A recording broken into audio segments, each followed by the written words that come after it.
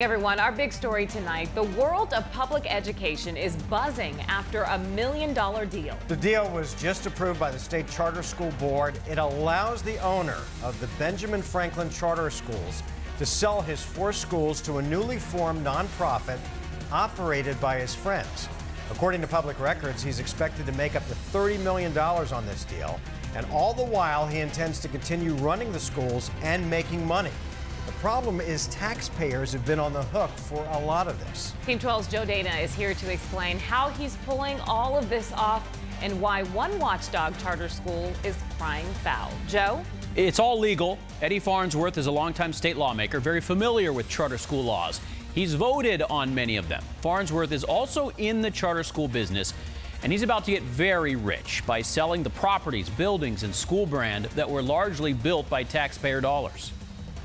Retired middle school principal Jim Hall considers himself a watchdog of Arizona's charter school system. For 4 years, Hall's been attending charter board meetings and researching what he considers overly generous state funding to charter schools compared to traditional school districts. We've had to scrimp for every penny in the public schools, and that's not the case in the charter schools. Hall and other critics of the charter school system consider Monday's approved sale of the Benjamin Franklin Charter School Company by founder Eddie Farnsworth as a case of taxpayers essentially paying for the same schools twice.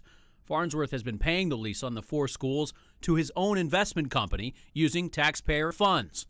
Now Farnsworth wants to sell the charter school company to a nonprofit run by 3 of Farnsworth's friends. The sale relies on a public bond to buy the schools, which means 2 more decades of payments funded by taxpayers. So nothing will change. He'll still be running the schools. Everything will stay just as it is. It's just that he's been able to refinance with a public bond money and pull out his equity of $20 million. Critics say mixing private entrepreneurship with public dollars, the way the charter school system allows, cheats students out of investments that should go to them.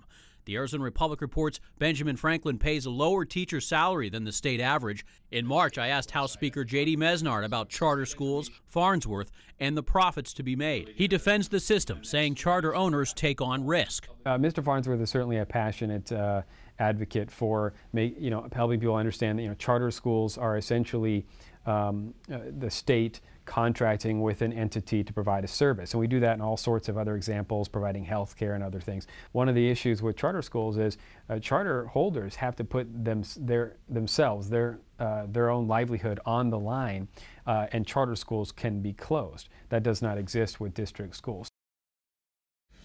We reached out to the Benjamin Franklin Academy and left messages for Eddie Farnsworth. We have not heard back. Farnsworth was quoted by the Arizona Republic Monday saying he makes no apologies for being successful. Back to you guys.